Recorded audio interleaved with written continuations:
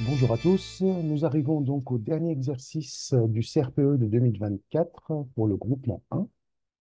Alors il s'agit de l'exercice 5. On nous explique en introduction ce que c'est qu'un géoplan. Donc c'est une planche carrée qui comporte des picots, une sorte de clous. Donc on a ici par exemple un carré de 5 picots sur le côté, donc ce qui nous fait au total 25 picots. Et tous les picots sont espacés régulièrement. Donc ici, on voit bien que les espaces sont exactement les mêmes. Et l'idée, c'est d'entourer des élastiques autour des picots. Alors dans la partie A, l'enseignant donne la consigne suivante. Donc il demande à ses élèves de réaliser le tour du géoplan en formant des carrés. Donc ici, on voit un élève qui a commencé à construire euh, euh, la suite des carrés. Et il faut faire le tour en fait, du géoplan, c'est-à-dire la bordure qu'on voit ici. Donc là, on voit les trois premiers, donc normalement le quatrième est ici, le cinquième, sixième, septième, huitième, neuvième, dixième, onzième. Donc on aura forcément 12 carrés si on part sur une planche de 25 picots. Alors, la première question, en effet, on nous demande de montrer que l'élève doit construire 12 carrés pour réaliser le tour d'un géoplan de 25 picots. Alors, comment on arrive à 12 carrés? Alors, déjà, voilà, on va essayer d'expliquer, détailler au maximum. Donc, on a un géoplan de dimension donc 25, donc 5 fois 5 picots. Alors, 5 fois 5 picots, ça veut dire euh, on a 5 picots sur chaque côté du carré, comme l'indique la figure. Alors maintenant, on va compter le nombre de carrés. Donc, si vous avez 5 picots sur chaque côté, on aura forcément, donc, on peut, on peut réaliser,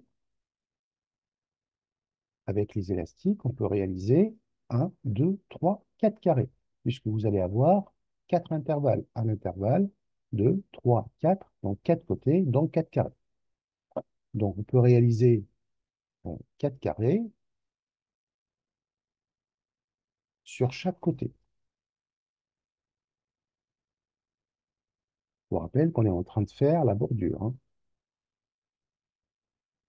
Alors maintenant, le total, on va essayer de compter donc, le total des carrés.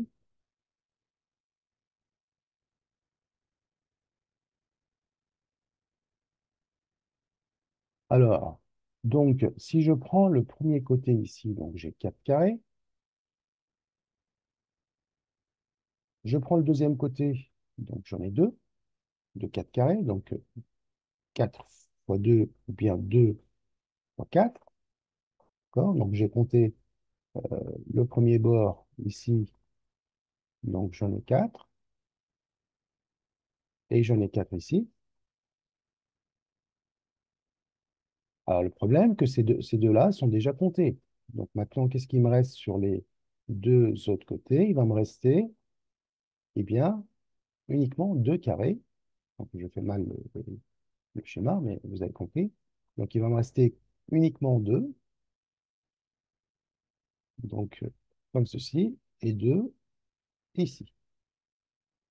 Pourquoi? Parce que ceux-là, je les ai déjà comptés. Je ne vais pas les compter deux fois.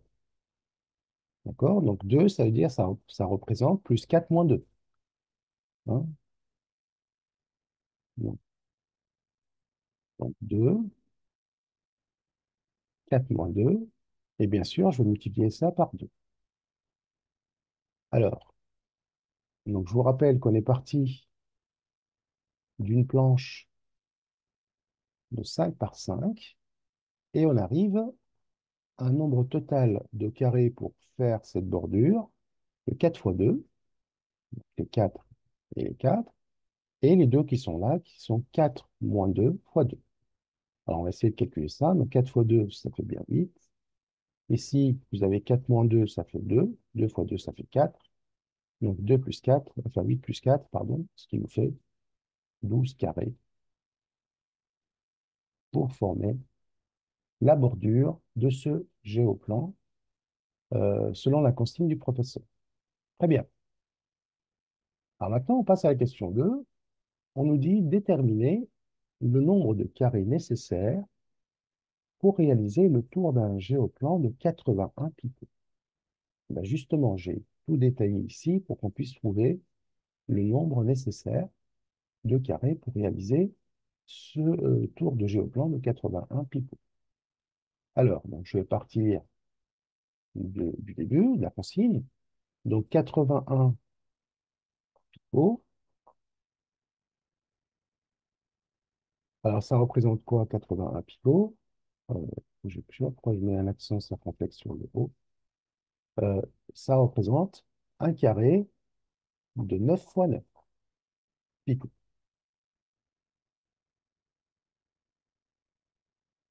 Donc, on peut, on peut réaliser, on peut réaliser combien de carrés? Donc, on va faire la même chose. Donc, 9 picots, ce qui représente 8 carrés sur chaque côté. Donc, on aura 8 fois 2. Ensuite, donc, il va nous rester les deux autres côtés. Bien sûr, on va enlever 2, puisqu'on les a déjà comptés. Donc, 8 moins 2 fois 2. Même principe. D'accord. Donc, j'ai pris les 8 fois 2. Donc, on a compté les deux bords, par exemple ceux-là. Et bien sûr, ici, on va enlever 2, ce qui nous fait 8 moins 2 fois 2, puisqu'on a deux côtés. Alors, ça représente donc 8 fois 2, ce qui nous fait 16, plus 12. Et on arrive à 28 carrés pour faire le tour de la bordure de ce géoplan de 81 pieds. Eh bien, donc maintenant, on voit bien la question, on va généraliser le cas, et donc maintenant, on a un géoplan qui contient n au carré picot, et on voudrait trouver l'expression du nombre de carrés nécessaires pour réaliser le tour d'un géoplan. Alors, même principe. Bon, là, c'est une récurrence cachée, hein. C'est pas partie du programme, mais donc on va juste là se suivre le même raisonnement. Donc, j'ai n carré picots, donc ce qui nous représente un carré, une planche de n fois n picots. Donc, par un raisonnement analogue, analogue à la question précédente, ou même les deux autres, hein. Donc, le nombre total de carrés,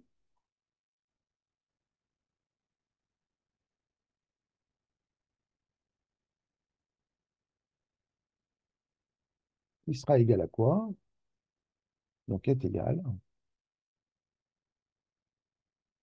Alors, même principe, donc j'ai n picots, donc je peux avoir sur chaque côté n-1 carré, c'est ce qu'on a fait ici, qu'on va multiplier par 2. Donc là, donc j'ai ici n-1 carré, là et là. Et sur les deux autres côtés, je vais changer de couleur. Donc là, il faudra compter, il faudra enlever ces deux-là. Donc c'est n-1 moins 2. On en avait 2. et bien sûr fois 2. Donc, on a 2 fois n-1 carré sur ces côtés bleus, et 2 fois n-1 moins 2, le moins 2, parce qu'on a enlevé ces deux carrés, donc le nombre total sur les deux côtés rouges. On va comptabiliser ici, donc n moins 1 moins 2 fois 2. Donc, le moins 2, c'est la même idée qu'ici. Et donc maintenant, on va tout développer et voir ce que ça donne. Alors, n-1 fois 2, c'est 2 fois n et 2 fois moins 1. Donc, j'aurai 2n moins 2. Ici, c'est n moins 3. Moins 1 moins 2, c'est moins 3. Donc, plus 2n, plus 2 fois moins 3. Donc, plus 2n. Et donc, 2 fois moins 3, c'est moins 6. Et donc, ce qui va me donner 2n plus 2n, donc 4n, moins 2, moins 6, moins 8. Et on arrive à notre expression attendue. Donc, si j'ai une planche de n carré picot, la bordure de cette planche-là contiendra ou sera formée de 4n moins 8 carrés.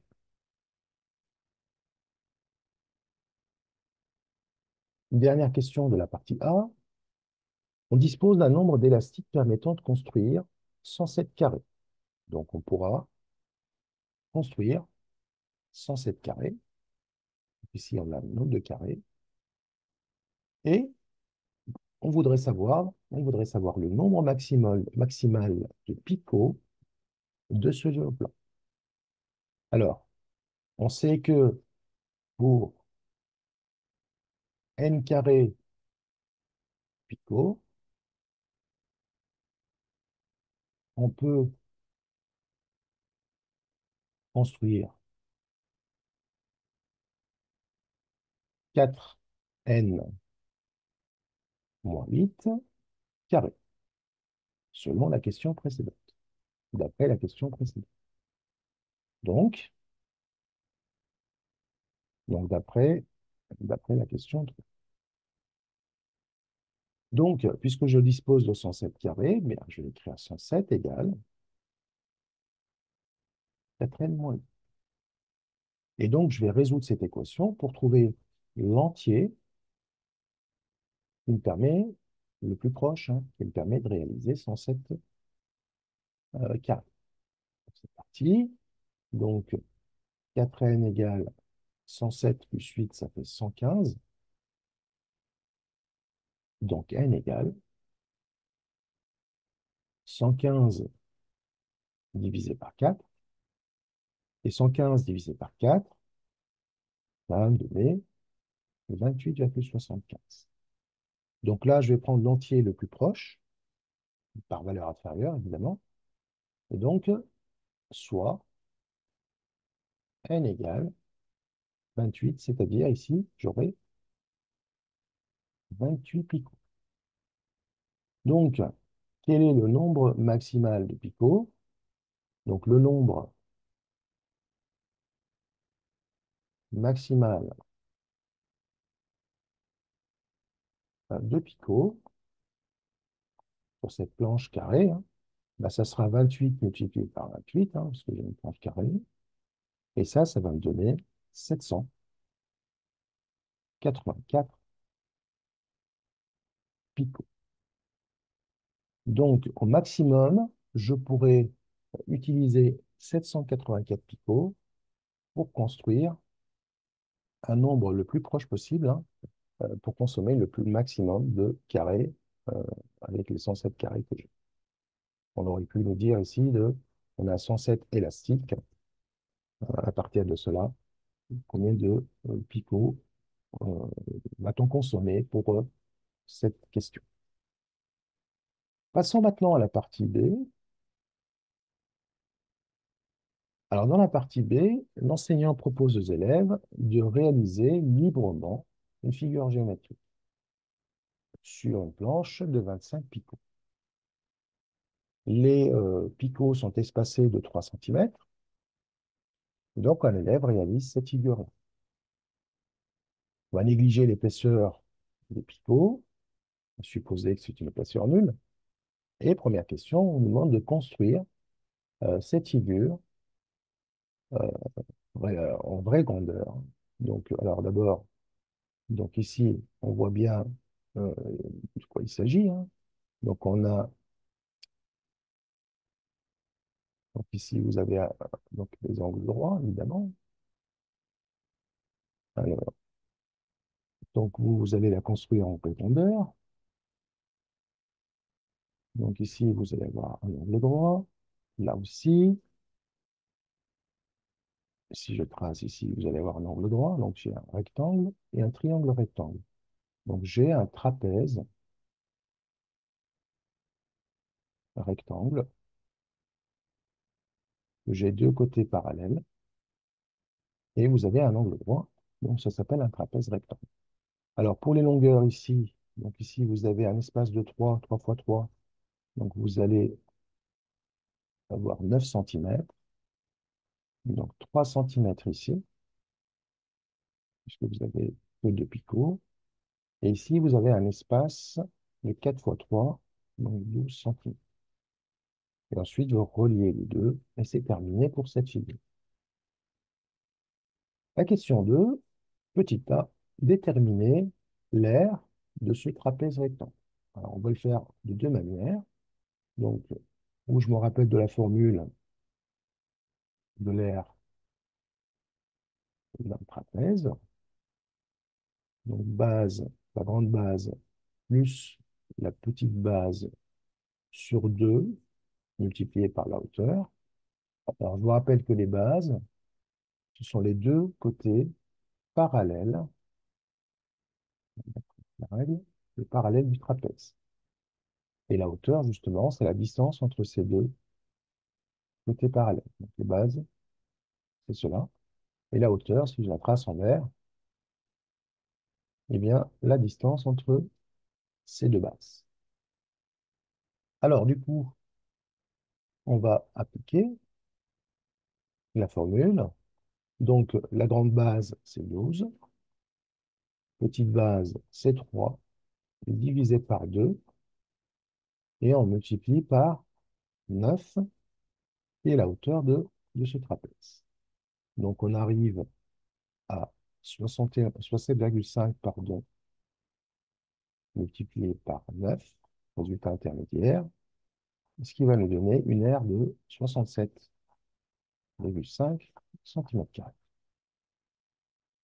Alors, la deuxième façon de calculer l'aire de cette figure, c'est de calculer l'aire de ce rectangle et ensuite l'aire de ce triangle rectangle, sachant ici qu'on aura un côté de 9 puisque on enlève les 3 cm ici. Eh bien, c'est parti. Donc, pour le rectangle, ben, ce sera 9 fois 3, longueur fois largeur. Et le triangle rectangle, ça sera 9, base fois hauteur divisé par 2. Donc, 9 par 9, 9 fois 9 divisé par 2. Et bien sûr, on arrivera au même résultat. Donc, voilà les deux façons de calculer l'aire de ce trapèze. Donc, question B, déterminer la valeur exacte du périmètre. Bon, périmètre de la figure, c'est le contour évidemment de cette figure, de ce trapèze. Donc, périmètre égal, eh bien, on va additionner donc, tous les côtés. Donc, 9 plus 12 plus 3. Et il va me rester un côté, ce côté-là, que je vais appeler le côté H. H, pourquoi? Parce que c'est l'hypoténuse de ce triangle rectangle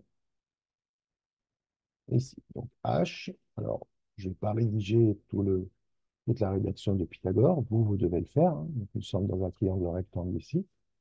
Donc, l'hypoténuse, ça sera racine carrée de la somme des carrés des deux autres côtés. Donc, 9 au carré plus 9 au carré. Donc, racine carrée de 81 plus 81, qui va me donner 160 plus 2, 162. Et donc, on arrive au calcul du périmètre. Donc, on nous demande juste la valeur exacte, hein, ici. Donc, 9 plus 12 plus 3, donc ce qui fait 24. 12 plus 3, c'est 15, plus 9, 24. Plus racine carrée de 162 centimètres. Voilà le périmètre de cette figure. Passons à la page suivante pour la question 3.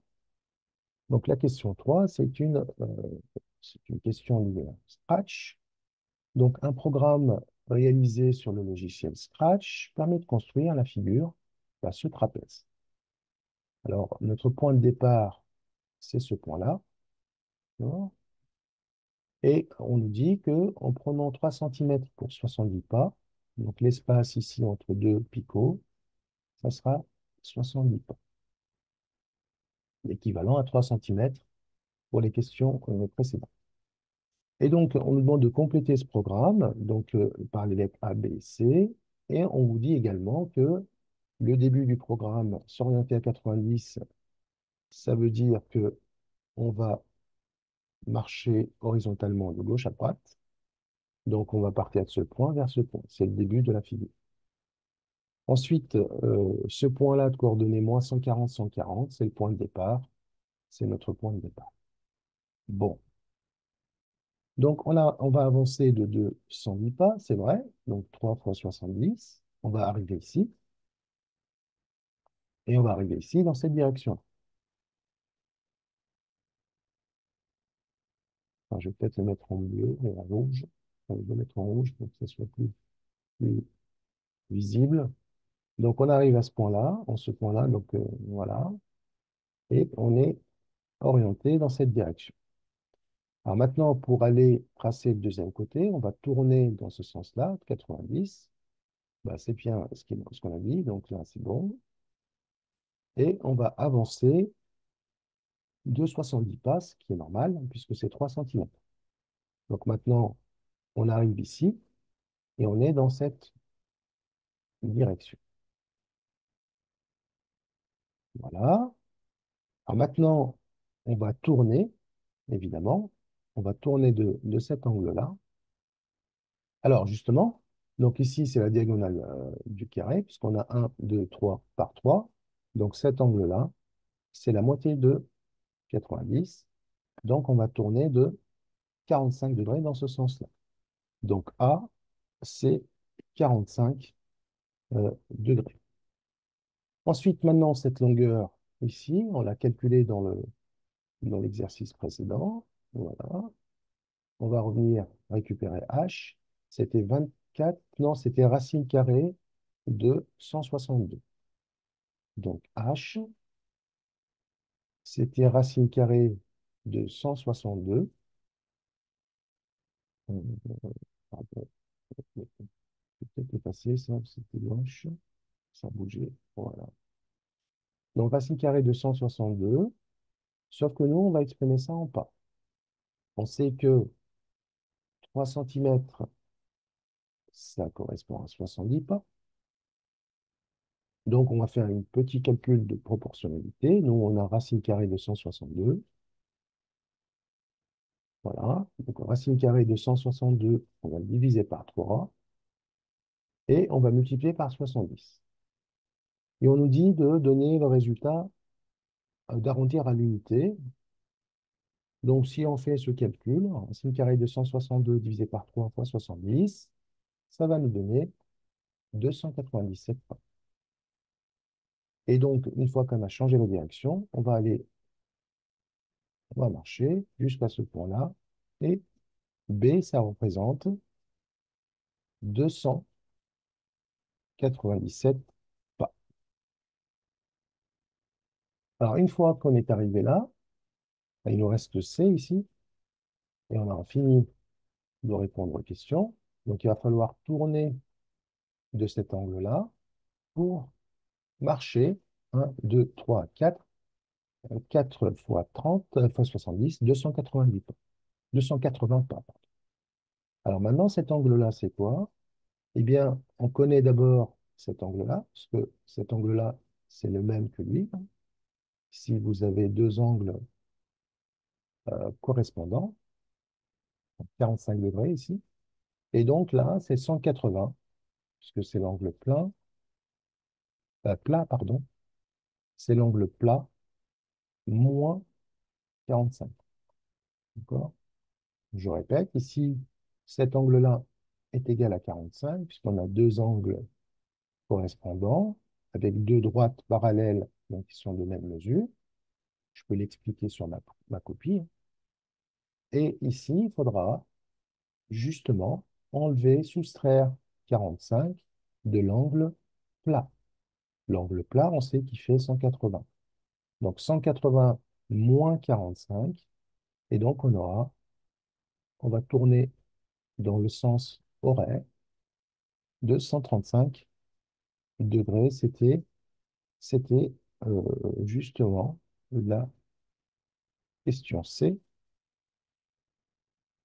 Pourquoi j'ai mis 136? C'est bien 135, hein, pardon. Donc 135 degrés, c'était le résultat attendu pour la C. Voilà, donc une fois qu'on a tourné, on va avancer. Donc si je monte un peu pour qu'on finisse la figure, voilà, de 280, il était 4 fois 70, c'est ce que j'ai dit. Et on va arriver dans cette direction-là. Ensuite, si on veut revenir à la direction initiale, on va tourner de 90 pour retrouver la figure, enfin retrouver la direction initiale. Ils l'ont pas mis ici. Prenez toujours pour habitude de revenir à la direction initiale. Comme ça, si jamais vous répétez votre motif, vous serez prêt pour le refaire avec une direction initiale toujours orientée à 90, c'est-à-dire à l'horizontale, de gauche à droite. Donc nous arrivons donc à la fin de cette correction du sujet de 2024 groupement 1. Merci pour votre attention et je vous dis à très bientôt pour la correction des autres sujets, donc le groupement 2 et le groupement 3. À bientôt, au revoir.